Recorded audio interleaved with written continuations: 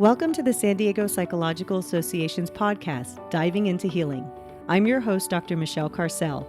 This podcast has been developed with the intent to inform and educate the general public and providers and should not be relied upon for any other purpose. The content, views, and opinions expressed in this podcast are those of the speaker and not those of the San Diego Psychological Association. Today's show is on depression. I'm happy to introduce our guest today, Dr. Jon Deam. Welcome, Dr. Deam, and thank you so much for being on the show. Hey, thank you so much for having me. Yes, this is a broad mental health topic. But you know what's interesting? I don't know if you have this same situation. I get a lot of people just in the general public that say, yeah, I know what depression is, but I don't know what it is. Mm. And I'm so glad we're talking about this today. And from your perspective, from a psychiatric perspective and being a psychiatrist, I think it's going to be really helpful to get some clarity.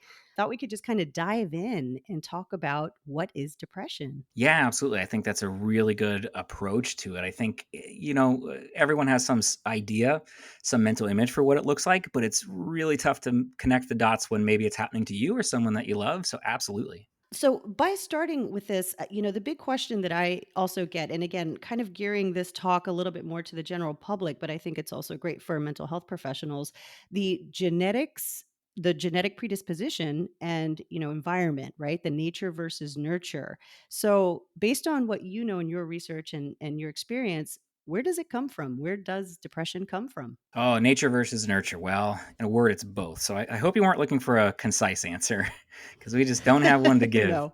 Um, yeah, I think we're still struggling to figure that out, even in 2022, and with all the advances that we have. There is definitely a genetic component, right? It runs in families, and there's a higher risk that's associated with that. So there is something to be said. And are you familiar with kind of when they what are called twin studies? Yes. The twins that are separated at birth. So there's definitely an overlap where some very high number, like 60 or 70%, will develop depression completely independently of each other. I mean, that's practically the same person, same DNA. So obviously there's a genetic component, but then there's the nurture side, right? Where does maybe a parent who's depressed, are they not responding to kind of the child's needs? Are they not responding in an emotional way? They're not capable of it. They're just depressed and they can't really connect with that, emotional expression, that vulnerability to be able to express joy and happiness or have the motivation and energy. Then does that have downstream effects for somebody that then develops that later on in life? I don't think there's a really concise answer. What I always tell people is that if it runs in your family and you start to feel it or you start to see it in other family members, go talk to somebody, go take it, seriously and Mhm. give it some real credence and thought, because there's a very real chance. And maybe if it doesn't run in your family, I like to say that, if it walks like a duck but is feeling too down to quack, it's probably a depressed duck. That's a good way to put it. Yeah, and I want to add to that a little bit. I think that was great explanation. Depression is different from normal mood fluctuations. It's not the things that affect us on our day to day life. Those are temporary emotional responses, and I always like to associate that with like the ocean, right? Waves that ebb and flow. That's a very natural thing that we all experience. We might have a momentary, situation that causes us to feel anger. We may have something that causes us to feel sadness, some momentary anxiety. These are things that are very natural, but depression is different. Depression is a mental health syndrome. And one of the things when I was kind of doing a little bit of my own updated research, especially with COVID, it was interesting to me to see, according to the World Health Organization, they're approximating about 300 million people worldwide have depression. Hmm. And they think that that's underreported. And I agree. I think it's wholeheartedly underreported. And I think it's good that maybe we can talk about the difference between our normal everyday moods and fluctuations and affect versus depression, which is a different thing altogether. Do you agree? Yeah. I think I really love that question. I think that's a really fabulous one because I do think it's underreported. 300 million is almost the population of the United States. So that's a lot of people. Hmm. And that's the ones that we really have some idea or some projection for what that looks like, which doesn't capture the people that are dealing with something a little bit different. And you're right. everyone will go through something in their life that really kind of affects them in a way that is negative, doesn't feel good, gets you down, maybe irritable or angry. Where it starts to trend into depression is really, I look at it as kind of functionality. At what point is it starting to impact your life and other areas of your life? And it's kind of not going away. Um, it's, if you look at the kind of our manuals for this kind of thing, it's estimated that like 20% of kind of the Western world or American population will have an episode of depression. I actually think that's probably higher because I think we've all known people who've kind of struggled in their life. But it's a question of, did they recognize it, and were they at a point where they wanted to do something about it, where it felt strong enough and they were symptomatic enough that they really wanted to go explore what those options look like. So back to the functionality, it's where someone to use the ocean analogy, I think there are waves, and then depression is the riptide. Depression is the thing that kind of grabs you and yanks you out to sea. There are strong ones, there are less strong ones. So that kind of follows of, are you having a bit of a mild depression, or is it getting a little more severe and you're really swept out to sea and struggling to keep your head above water? The way that I look at it and conceptualize it is that functionality piece, where somebody really starts to drop off.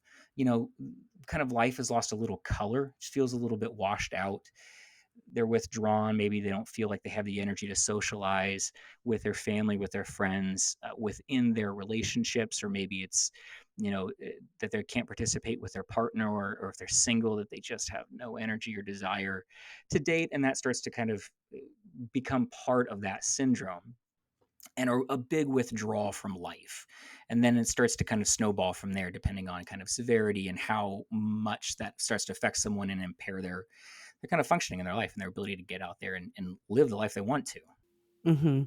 And I'm glad you brought up the level of severity, and I love that you brought up the riptide. That is such an important visual, I think, of yes, we go through these ebbs and flows, but this grabs us. This is something that, we cannot do our day-to-day functioning the way we used to. Mhm. And I think elaborating a little bit on the levels of severity can be really helpful. What are those levels? And, including maybe a psychotic depression? Yeah, it's kind of a sense of loss of control, kind of back to that riptide. I think that's where people start to just feel that this is getting away from them. And that's probably there's not a clear like dividing line on these things, right? But I think that's probably a useful framework of, when are you dealing with kind of normal life problems that maybe have you down a little bit, versus getting to a point where you feel like you're losing control of where doing the things that you would normally do to cheer yourself up, feel better, it's just not having the same effect, or you really don't have the motivation to kind of get there. It's just not doing what it used to, and you're kind of in this stuck place. So we talked about the levels of severity, and DSM-5 being what it is, has all sorts of checklists and whatnot. I tend to stay away from those. I think it's too, you can get kind of caught up in that trap of where exactly are you, and it's more kind of a feel and approach thing, and how much is this person really struggling. So there's kind of what we talk about: a mild depression, a moderate depression, and a severe depression. And I think the best way I can sum up a mild depression is, there was this gentleman that I treated a few years ago. He wasn't missing work. He was still going and doing his job, but he really wasn't going out with friends. They were inviting him out. He just didn't have the energy, didn't feel like it. On the weekends, he'd kind of skip showering a little bit, really wouldn't leave the house. And I think the real telltale for him was, he had a big family gathering at Disney. It was supposed to be this joyous, amazing event. He ended up spending a lot of time in the hotel because he just didn't feel it, in his words. So I think that was really kind of the signal for him that something was off. And we talked more about it. And sure enough, he was experiencing a depression. And I think that's kind of, for me, that's what I think of a lot for kind of the mild depression. That's somebody that notices that, like, there's some, life feels a little washed out. It's not as exciting as it used to be. They feel like they're losing a little bit of energy and kind of desire to really kind of go experience the world, along with, hey, in their private moments, or what I call red light moments. If you were waiting for the trolley or the coaster to go by, or a really long red light, where do your thoughts drift off to? And it's kind of those sad, I feel down, I feel guilty, reliving some of the past, are kind of the telltales for someone's a little bit stuck where they're at right now. For more like moderate depression, if you just say, think of a depressed person, right? Chances are you're thinking of someone who's maybe in pajamas, hasn't showered in a couple of days, and is crying looking out the window, right? I think that's kind of a Mhm. If you Google depression on the internet, those are the pictures that are going to show up. I think there's a lot of truth in that. Although depression is not the same for everybody, people do experience it very, very differently. Mhm. But when it's getting to that point of it's really starting to impact your life, where it's getting harder to maintain some of those social relationships. Maybe those mental health days are starting to become more frequent. And rather than actually feeling recharged and using them for healing purposes, it's starting to feel more like an avoidance. Like, I need this, and I'm kind of staying indoors or staying in bed. And boy, I just feel like my emotions are right underneath the surface. Be that happy, sad, be that angry, be that whatever it is. I feel like I'm losing a little control and not able to connect on that like sustained kind of happiness part. That's when someone's starting to trend into a bit more of a moderate depression. And then severe depression is pretty obvious. I think most people, either themselves or if not themselves, family members, loved ones, someone who cares about them is able to recognize that you're not eating, you're losing weight, you're not getting out of the house, you're maybe work is talking to you about taking leave, or you might be in the process of losing your job because you're really unable to perform and get out and kind of engage. So those are kind of the pictures that I look at, the kind of mental images that I have for when I'm thinking how severely depressed somebody is, or where they fall in that strata. Absolutely. That's a great explanation. And you brought up something too that I think is important that we discuss is the somatic or physical symptoms that a person can experience and how that can be connected. I think there's some cultural considerations that is important that we discuss too. So, for example, in Latinx culture, we do find a higher prevalence of people who experience depression through their body. They have more headaches, they have more muscle tension or back tension or GI. We see a lot of GI symptoms in certain populations versus others. So I think those cultural considerations are important where, if you're noticing that your body is starting to respond, if you're feeling more tense, you're feeling some more GI issues that can't be explained through other medical rationale through studies and tests, then there might be something going on too that warrants a discussion with a mental health provider. So I'm glad you brought that up, and actually kind of segueing into that, I think it'd be helpful for us to talk about some health conditions that can contribute, that can be confused for depression. What are some of those? Oh yeah, that certainly runs like the gamut. Really, I think it boils down to kind of, do you feel really fatigued? Are you really low energy, feeling really fatigued? That mirrors a lot of what people experience in depression. Like I said, it's not created equal for everyone. Some people don't have that or experience more irritability. But if it's something that is really kind of sapping your energy, that's something that we start to think about. There are people who experience anemia, which can be part of that. Thyroid problems are really the more common one. If it falls, if a person's of a certain age, and some of the other symptoms are showing up, that's definitely kind of higher on the list.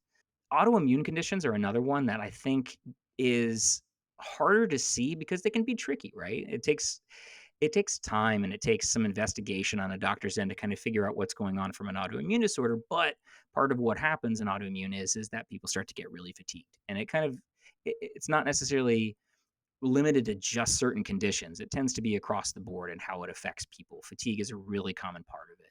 And later in life, things like dementia that start to show up actually start to mirror some symptoms of depression. Actually, there's a condition that we talk of called pseudo dementia, where actually depression, believe it or not, it can look like dementia in a person who's old enough to experience those symptoms. And then when you get them on appropriate treatment, voila, some of the memory problems start to go away. And it really wasn't dementia. It was actually a depression that's kind of akin to a psychotic depression, where it kind of gets off the rails a little bit, which is, a fascinating thing in and of itself. But older people can respond, and it's not limited to them, but you see it mostly in that kind of population. But it just gets off the rails, and brains just are a little more susceptible to when people experience a depression, and just other parts start to kind of take a hit at the same time. Yeah, absolutely. And I'm glad you brought up too the different populations because, a lot of times it can be confusing. People can make an assumption that it is more medically related, and it can be,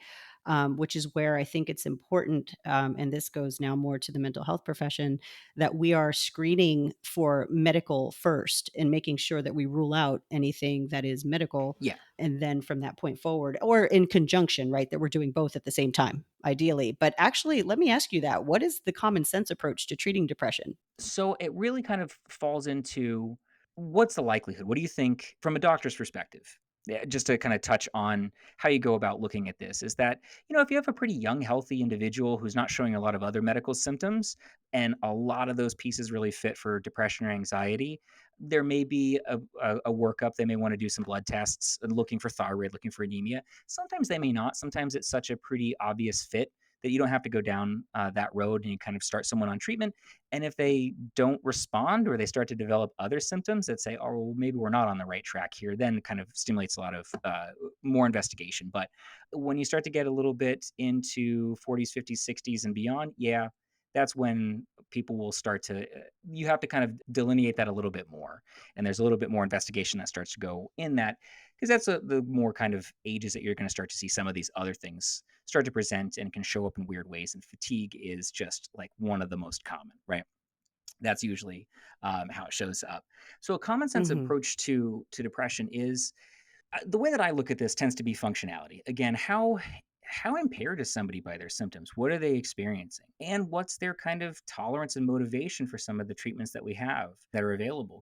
One of the worst things about depression is the very first thing it does is robs you of your motivation to kind of get out, to live life, to go do the things that would make you happy and joyful and fun, but also that kind of motivation to go and investigate it and talk to somebody and figure out what's going on. Sometimes that just feels like it's completely out of reach for a lot of Mhm. people. Or there's what we call learned helplessness. That's a model of depression where it's this idea that things are not going to get better. I'm going to feel this way forever. What's the point of talking to someone? What's the point of going to all this? It's not going to help anyway, right? Which is very much a part of depression. We talk about like a negative triad, a negative view of yourself, a negative view of the world around you, and a negative view of your future, because brains want consistency. They're geared towards survival, and they don't care what that consistency looks like. So when it becomes a negative consistency, and that's kind of the back to the nature and nurture, that kind of nature part, or the nurture part, is when it's to get stuck in kind of this negative consistency, it's a lot of times wants to stay there.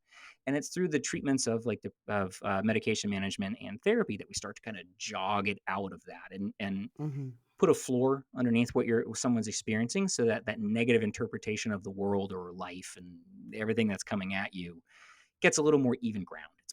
It's back to neutral, and you can kind of navigate it from there. So really common sense approaches are therapy and medications, and obviously lifestyle factors. I'm a very big opponent on, Mhm. you can't have a healthy mind if you don't have a healthy body. So when someone starts to get that motivation early in treatment or whatever they're doing, if they get just enough energy to put one foot in front of the other, I encourage everyone, exercise, socialize, connect with whatever it is that makes you happy. If it's YouTube videos of puppies, anything that's going to spark that back and kind of get that motivation, just that ball rolling. Because once you lose that, and once you start to spend more time at home and in that stuck state, Mhm. the more time you're gonna stay there. It does take an active will at some point to kind of start moving in that direction once you start to get a little bit better, and that's through therapy and medications. It's not true for everybody. Some people will do really well with just therapy, and it takes time for them. That, in my experience, tends to be more milder cases where you can kind of they have enough energy and functionality and motivation to start doing those things, to start reconnecting with those parts and make those changes. If Mhm. they're really kind of at that point where they can't muster that energy, it just seems a bridge too far, then we're probably down the road of like, let's get you talking to somebody, and let's have the conversation about medications and what that kind of treatment looks like. Because studies have shown that the fastest route out of it is usually a combination of both. Right, absolutely, the golden rule, and I think that, I like the way that you broke it down because I think it keeps the simplicity of it when we're doing evaluations is, kind of that mild, moderate severity level versus the severe, and really making sure that we're in touch with the other provider, and I think let me elaborate on that. One question I get a lot, and this is more of a general public question, and I'm curious if you get this too, is the difference between a psychologist and a psychiatrist. Oh, all the time. All the time, right? And other mental health providers, right? I wanna include everybody in that field. There's an important distinction, and I think it's good that we discuss that where and actually, I'd like for to ask that question for you. When you get that question, how do you answer it? So almost all the time, I am thought of as being a psychologist. So I don't know that a psychiatrist has really, I don't know that it's kind of on the cultural radar. Everyone knows that they exist, and that we exist and that we're out there, but I don't know that it's kind of that distinction is out there.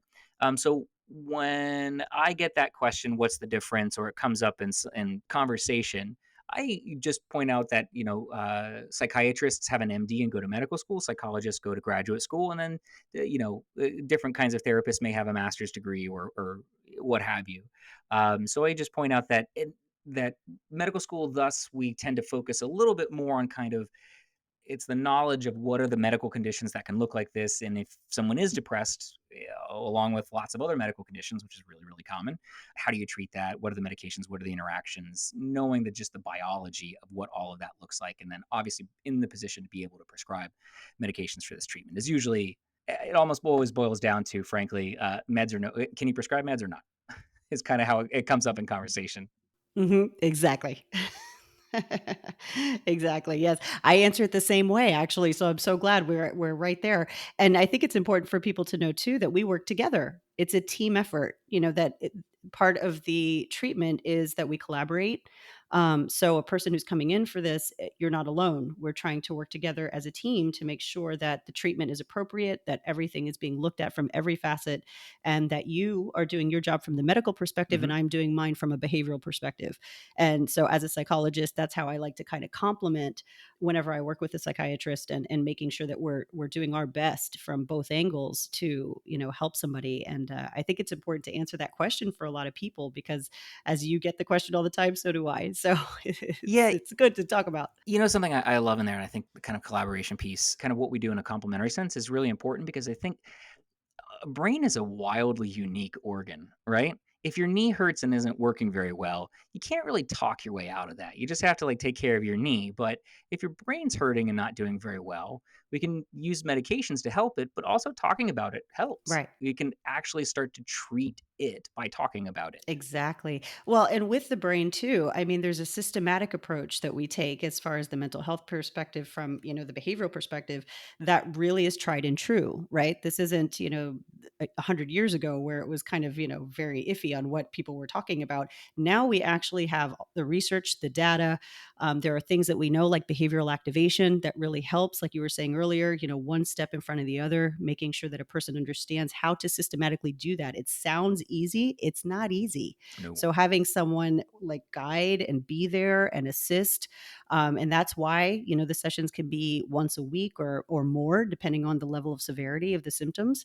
But that's what we do, right? So I often tell people a lot of times therapy and this type of treatment is not coming in and just talking about your feelings. It's actually to help you with coping skills that work for you to get your life back on track. Yeah. So I think it's good to just kind of elaborate on that, and talk about that. So in my practice, I do a lot of therapy in addition to medication management. That's what I really like, and what I the connection piece is something that I really resonate with. But I always look at it this way: is when you look at the boxing movies, they always have that person in the corner who's kind of rooting for him and helping take care of him. That's kind of the role that I see myself playing, and I think by extension, any of us is in the early stages when you're kind of in the battle, you're in the arena, you're just kind of throwing the punches in the very beginning against this thing that's really kind of entered your life. It helps to be that kind of support person and just kind of help keep track and motivate and be a cheerleader and help people kind of keep on track. So when they actually do get that motivation, when they get to that place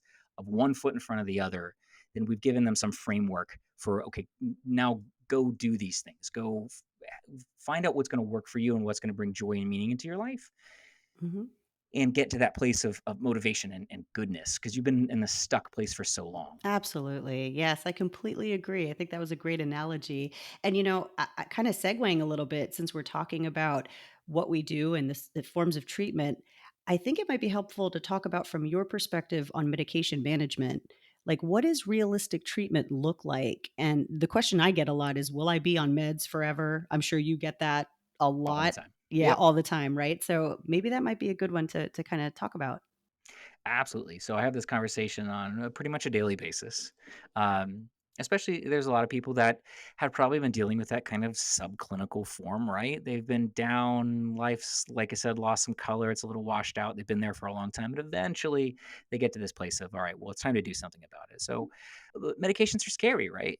Like kind of going back to that knee analogy. If you take some pain medication, some ibuprofen or Tylenol for your knee, it's just ibuprofen and Tylenol. But when we're talking about medications that have the potential to affect your mood or your outlook on life, yeah, people get very nervous about that. So what I tell people is that I start the conversation by saying, I'll tell you what they are and I'll tell you what they're not. They are not happy pills. They will not make you dance in the streets. What they do is they help put that floor underneath people so that that stuck place, that feeling down, I'm not able to get one foot in front of the other, starts to get easier and starts to get better. People start to have a little more energy and feel like they can engage in those things in life. And I tell people all the time that a really thoughtful approach to these medications is they're a tool. They're a tool for a specific purpose and to be used for a specific purpose. Because when you're building a house, you need certain tools to build the foundation. When that foundation is built, you're ready to move on and use different tools for the rest of the house. And I think that's how these medications typically work. And I also have the conversation all the time that, we're talking about depression, but it's really the same conversation if we say diabetes, right? You have this condition that has shown up in your life. You didn't choose to have it. It now requires some monitoring, maybe some like medications. It requires treatments and doctor visits and all that kind of thing. Some people are going to be able to manage it with lifestyle factors. Some people are going to need medications for a while. And some people, kind of no matter what they do, are going to end up on medications for the foreseeable future. And I think depression follows a similar course. For those who are in the mild to moderate category, yeah, they end up on medications. It takes a few months to really see the benefit. Most people feel something that's a little hard to pin down. They can't quite put their finger on, but they feel maybe a little better within a couple of weeks. That's pretty typical, but 4 to 6 weeks. And then from there, we have to make sure that we're on the right track with the medication. You're not having major side effects. And then are you at the right dose? Because you may need a higher dose. So usually the first couple of months is really just trying to dial it in and make sure it's working right. And then you just let it do the heavy lifting in the background. So when I talk to people, I say you should really be thinking in kind of 6 month blocks with this. Minimum is kind of 6 months. Maybe if you're having a really mild thing or you're just going through something in your life and you're feeling a lot better at the 6 month mark, okay, you can get off them and see how you do. For most people, I think though, kind of a year is a really normal kind of time frame. And what's the strength of the medications? Well, they're the star of the show in the background. You're just letting them do the heavy lifting. And when people are more motivated, they feel better, they're back to life. That's the stuff that's going to carry you forward. It's being able to reconnect and remember who you are in the good times and being able to have that positive outlook again, which is, again, just it's what depression robs you of. When you get to that place, probably don't need the medications anymore. You got this. You're doing okay on your own. And then there are the people who, like Abraham Lincoln. He's famous for having very severe bouts of depression. He's probably someone that would have been in the modern era would have been on medications for the foreseeable future because it's just it was something that was really severe. It was really debilitating for him. And there's some people that do better. I will say this: there's someone I think of, a professional that I was treating fairly recently, and she had just had a lot of work stress, and then with COVID pandemic times, and just really, really affected her. So she ended up with a lot of panic symptoms, but that kind of started to snowball into a significant depression, and it got pretty bad. So ended up using Prozac, tried and true. It's been around for decades, and she started to do a lot better. And as she was getting a lot better, she started to connect the dots that, oh, I've had GI symptoms, I've had poor sleep, have had bouts of anxiety and panic before. And she came to the conclusion, I probably should have tried this a while ago. So eventually she came to the decision, her words were, I like me and my husband likes me more on Prozac. She felt better and she felt that she wanted it as part of her treatment for at least a while longer. And she'd been in about a year at that point. So there are some people that just feel better and they make the decision to stay on it for a while. And then there are other people, like I said, who are more severe and really it has to be part of their treatment for a while. Mhm. Right, and that's such a nice story. It's so great to hear the stories when people start to feel I don't wanna use the word normal because what does that even mean? But that they feel more like themselves, feel a Yeah. little bit better. I think that's always just a wonderful thing to hear. And I'm gonna nerd out a little bit because I am a huge fan of neurobiology, Hmm. and I think it's important for us to talk a little bit more about the neurobiological effects of medications Hmm. on the brain, and what medications do. And also, you brought up some things about medications, but I'm curious about the side effects too, because I get that question a lot. So that could be really helpful to answer for mental health providers as well as the general public.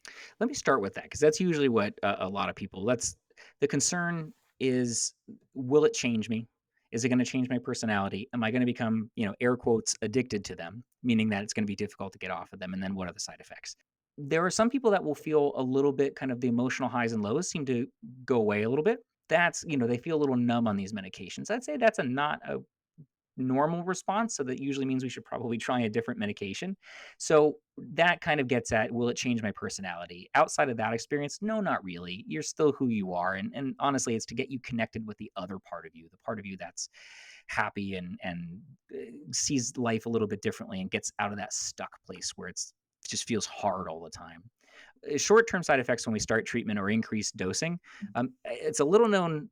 This isn't commonly known, I think, among people, but you actually have more serotonin receptors in your GI system than you do in your brain.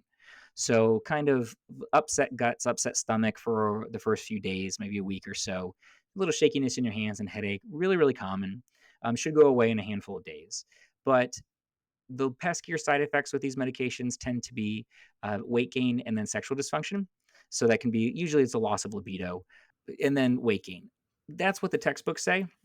What I have found over the course of my career is that's really tough to say. It's really tough to pin down exactly what's going on. Some people for sure experience that, and then you usually just try a different medication that often solves the issue. That said, though, when it comes to depression, some people gain weight, right? They're not taking care of themselves. They're not exercising. They're maybe eating a pint of ice cream because it just makes them feel good in the moment. And over a long enough period of time, obviously there's some weight gain that comes with that. So you get people on these medications, and suddenly they feel better and they start losing weight. They care more. They have the energy and desire to pay attention and to what they're eating matters to them more, and then they start exercising more. On the other side, weight loss is actually really common in depression as well because you just don't have the motivation or energy to eat. So sometimes what I see is we get people on medication and now their appetite comes roaring back. So some weight gain isn't necessarily from the medications, it's that they really want to go out and have a good time and enjoy food and connection with their family and friends again. There is one thing I think it's important to mention is that sometimes, though these medications are designed to treat, depression and anxiety, and especially if people are having like suicidal thoughts, there are rare circumstances where it does suddenly seem to make it worse. It's thankfully very rare. I've only seen it a few times in my career and tends to be people who are 24 or less. Actually, when we start these medications, we give a warning about that to pay attention to it. And if it happens, stop the medication, call your doctor. And if really, really like emergent, go to an emergency room, call 911, get yourself immediate help. So I think that's an important thing to put out there. And I think that's part of what people are always concerned about with these medications. Is that going to happen to me? And what's the likelihood? Like I said, thankfully, I see it quite rare and it tends to be in younger people. But the vast majority of the other side effects tend to be just pretty mild things. And if it's really cumbersome or problematic, we try a different medication. They're all theoretically created equal. So sometimes if a person's never been on these medications before, it's not great. There's not a great guidance to choose one versus another. So it boils down to kind of what the doctor's experience is and what medications you like, what you're the most familiar with, and what people seem to respond to it with minimal side effects. So it's often kind of the guiding, I think, thoughts and principles. So it really kind of runs the gamut in terms of what medication someone will start with, and then it's just a matter of fine tuning. Right. Excellent. And when we talk a little bit about you were mentioning serotonin, and I actually did not Mhm. know that about the GI tract. So thank you for that educational piece. This is why I love doing this. I feel like I learn tidbits all the time.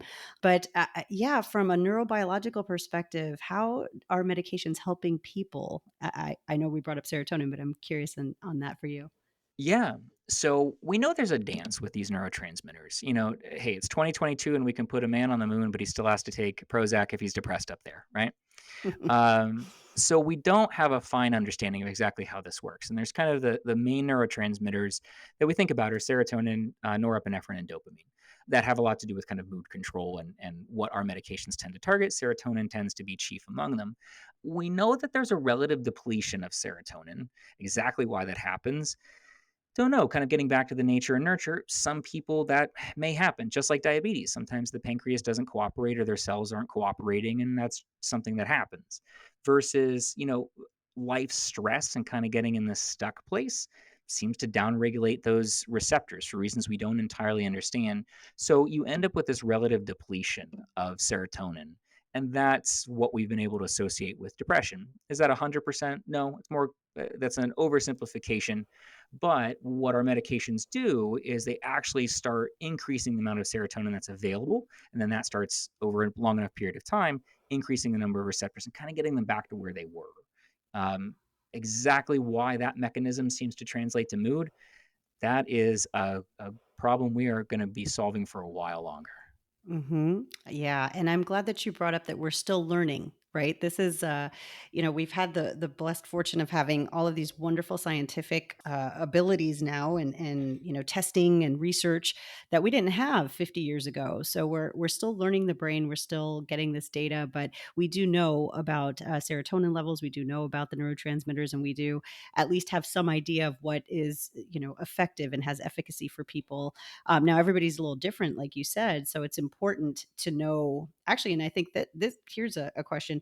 When is it time to get a psychiatrist involved? So, because since we all are a little different, for one person, I agree with the severity levels, and I think that's a good model for us to follow, but we are a little different. So, what do you recommend for a person who has, some depressive symptoms? When should they see you? I paint with a broad brush on that, meaning that if they're motivated to do so, anyone is welcome. If they're curious about it or just want to come and have a conversation about medications, I get that a lot. Some people who are kind of weighing whether it's the right decision for them or whether that's a road that they want to go down. It is a commitment. We have to take them every day, and knowing that treatment is probably a minimum of 6 months. For some people, that's a tough ask, right? That said, if someone is interested, by all means, come to a psychiatrist and have the conversation. When it gets to a point where this is probably something that it's not going to really get better on its own and really does need some help, is when we're kind of in that moderate and definitely severe category. Suicidal thoughts generally kind of push into more the moderate to severe category. That's kind of also a bit of a dividing line in my mind between what's a mild depression versus what's starting to get a little bit more serious. Hmm. And that is something that's going to be a bit challenging. Therapy is fantastic. It just takes time. Right, it's the nature of it. Right. As it takes months for these medications to work, a brain is a complicated thing, and to try and rewire some of that just takes time and consistency, Hmm. because you're activating some ancient part that's a little bit that's more concerned with your survival and that consistency. To try and convince that ancient part of your brain, hey, it's okay, there really isn't a bear around the corner. It's okay if we're not in this learned helplessness place. That takes time. Hmm. So for someone that's experiencing more severe symptoms of they can't get out the door, they're struggling in their relationships, they're crying all the time, or they're angry, they're irritable, they notice that they just fly off the handle, which is a more common presentation in men, actually, when it comes to depression. That's when it's usually time to start to talk to a psychiatrist and or your primary care physician or somebody that is in a position to kind of educate you down that. And I think this is also a beautiful intersection with psychologists and therapists, is you guys have such a great handle on this and often direct people. I can't tell you how many therapists call me or patients come to me and are saying, yeah, well, I've been talking to my therapist for about 3 months, and they really been telling me I need to be on meds. Yep.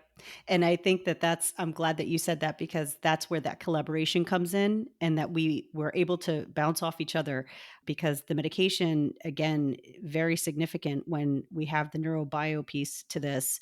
And then there is the cognitive piece, the big cognitive behavioral piece, which is why the treatments are so important, that they are connected depending on the severity level, depending on the symptoms. And in the mild cases, a lot of times, like you said, the motivation levels, that's a huge piece to that. If a person can be consistent and learning their new coping mechanisms or continuing coping mechanisms that are effective, medication may not be warranted.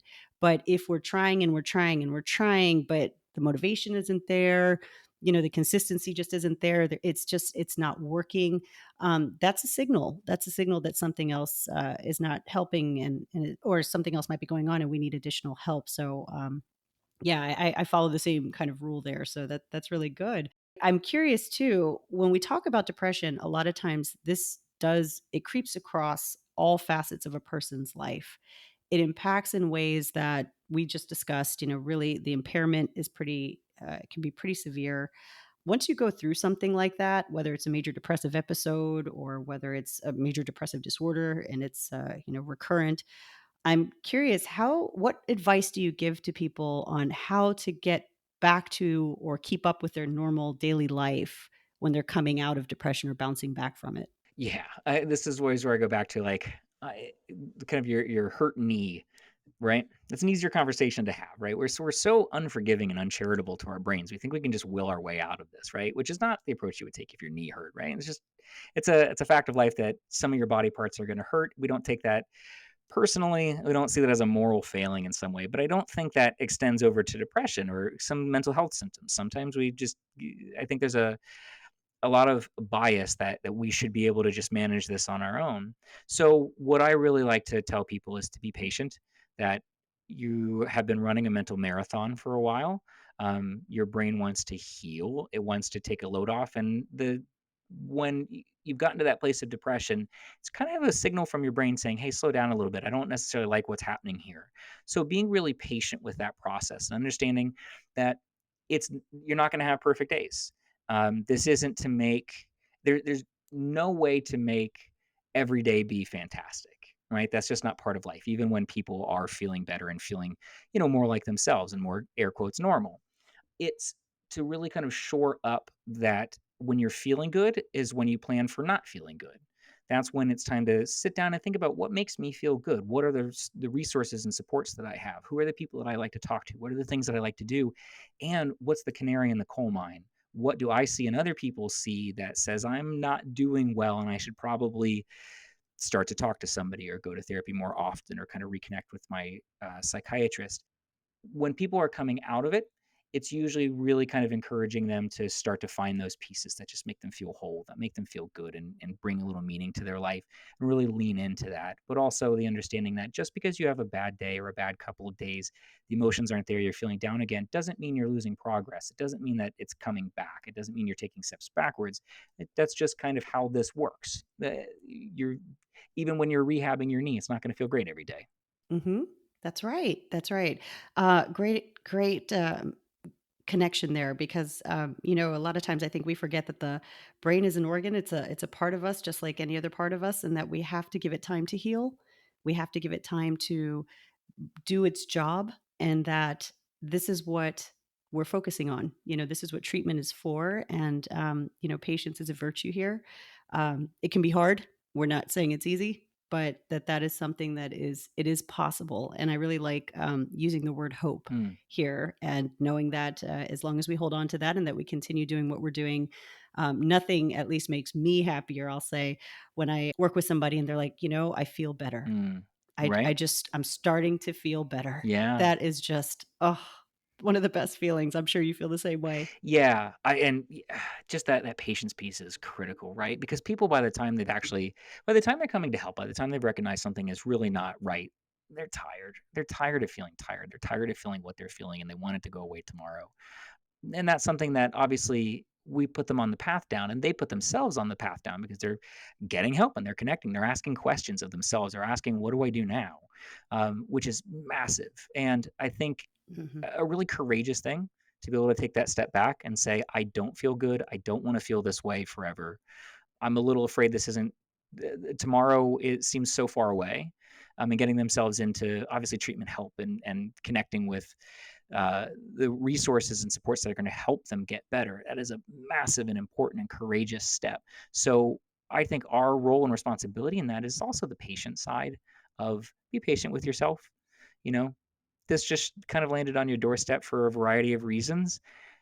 I think there's a temptation to kind of, like I said, see it as a bit of somehow a failing, and it isn't. Mhm. It just is what it is. It showed up, and we've got to deal with it in the way that we've got to deal with it.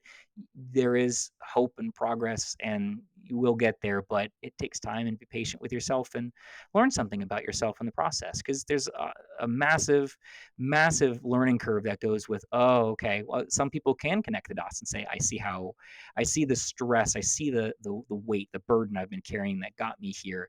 I don't want to do that again. It's time to do something different. Absolutely. And I'm so glad you brought up, to kind of summarize it, the self compassion component. That we Mm, do have to be self compassionate and that there's reasons and rationales. And that's part of the process is learning ourselves and working through that process in order to not only understand ourselves, but not repeat the same patterns if they are, in fact, detrimental or maladaptive. So, I think on that note, I'm so happy that you came on today. I think this is so important to get this information out to the general public, but also for mental health providers that are listening. Any things that may hopefully got filled in if there was questions here, especially from the medication management perspective. But before we wrap up, is there any thoughts that you have before we finish? well, I had a question for you. So how do you Oh, sure. and so when people come to you, how do you kind of go down that road of, all right, we need to rope in some more professionals? What's that kind of process for you? Yeah, so for me personally, I like to do a very thorough assessment. So I actually do. I have my clients go to, or at least tell me if they've had any rule outs for medical concerns. So when was their last physical? That's one of the first questions I ask. I want to know, if they've had any type of somatic or physical symptoms. I also do. That's why I added earlier the cultural component. I want to understand Mhm. a little bit about their background. We miss that a lot, by the way, in our field. Mm, Cultural mhm. considerations are very Oh, yeah. important to take into, to take in an assessment, because that's something that I wasn't taught very thoroughly, and I think most grad schools miss that, and medical schools too. I've actually worked with a lot of psychiatrists that say, I don't think about the cultural piece a lot because it's not actually. Yeah. It's getting better. It's not been talked about. It's getting better now, but in previous years it hasn't been. So, those are kind of the most important for me in the initial assessment, and then level of severity, just like you said, motivation, functionality. I also categorize mild, moderate, severe. History is very important in the assessment. What is the historical context here? Is this recurrent? Is this new? Triggers, what's occurred here? Is this something that's an acute situation that they've never had a history of depression before? So it could be explained by recent events. Of course, a death in the family is going to cause grief and bereavement, right? And depressive symptoms. But is it temporary? Is it temporal, or is temporary, or is it something that's long term? So that's kind of how I do it. For mild cases, I get a lot of this, and I'm sure you've heard it, where people are like, I don't want to start on medication. I don't want to go there yet, and that's fine. I tell them let's try out some different treatment protocols. Let's go ahead and try some work here. And I personally like to customize it a little bit. I pull from all the evidence based practices and see what makes the most sense based on what they prefer. But there are things that are tried and true, right? So for depression, behavioral activation, things like that, and Oh, yeah. CBT work, and DBT work, depending on if Mhm. there is suicidal ideation, things like that. But at the end of the day, personally, I find it very important from the initial assessment to ask about medical. To ask about the last checkup, because I've just found that, a lot of times if we miss that, I actually had a patient not too long ago that she came in with severe depression on and off, asked the question, she hadn't had a checkup in years, went to her GP Mm. and found thyroid levels were off, Yeah. and went on medication and she was fine. So no depressive symptoms. So I think that part is really significant for myself. I personally do that. Yeah, and I think that's fantastic that you're kind of really taking that into consideration, especially like you were talking about Latinx in terms of sometimes this is going to show up with more somatic focus. There are some cultures that that's more classic for the presentation versus kind of Western culture, where I think, talking about sadness, feeling down, or feeling irritable tends to be more kind of the language that we use. Different cultures have different language for this, and it may not be a verbal language; it's a nonverbal language in a lot of cases. Exactly, exactly, which is also important in that initial assessment, right? To try to gather as much data and information as possible, so that way we're doing the appropriate steps. But I think a physical, to me, just kind of rules out at that point. Just making sure that somebody's from the jump looking at the body, making sure that there's a medical provider that's looking at that is the collaboration that, I think is very necessary. And then at that point, if we're ruling out anything medical, if everything is looking good, now we know that, there's something going on here that's more mental health based. And that's where, of course, a person like you will also come in, because that's where there may be something that we can't pick up that's more neurobiological. So, yeah, but that collaboration, I think that's everything. And I'm so grateful for you coming on the show because, a lot of times we have, the San Diego Psychological Association is made up of a lot of mental health providers that are psychologists, but not as many psychiatrists. We'd love to have more, and I think we're doing a better job at reaching out and talking to psychiatry and psychiatrists and making sure that we're collaborating more. But it's we need each other. This is how we make a person feel whole and do the work together. Absolutely. It's not just that one person in the boxing ring. There's a bunch of Yeah, us. yes. Yeah, if you watch Rocky, he had more than one. So, We are the Mick of, cheerleading and getting people of the mental health world, you know? yes, absolutely, and it makes it more fun to have that collaboration too, to make sure that we're checking each other out too, like, "Hey, what's going on your end?" And it helps to have that extra support for each other too. So, oh, I'm so grateful that you were here. Hey, thank you so much for having me. Yes, thank you. Any additional final thoughts for people listening? Yes, I have my own clinic practice, Aveo Wellness. I combine kind of a psychiatric approach with some general wellness and focus on a lot of lifestyle factors. So, if anyone is interested, by all means, look us up. And again, I can't thank you enough for having me on. I agree. I think we need to do more things like this, and I think my colleagues could definitely benefit from that collaboration too. Absolutely, and we'll be sure to post your information as well. I was actually going to have that as the final piece, how people can get a hold of you, but we'll also make sure that we have that information, in the commentary, of this podcast. Oh, fantastic. Wonderful. Thank you so much, Dr. D. Hey, Michelle, thank you so much. You take care.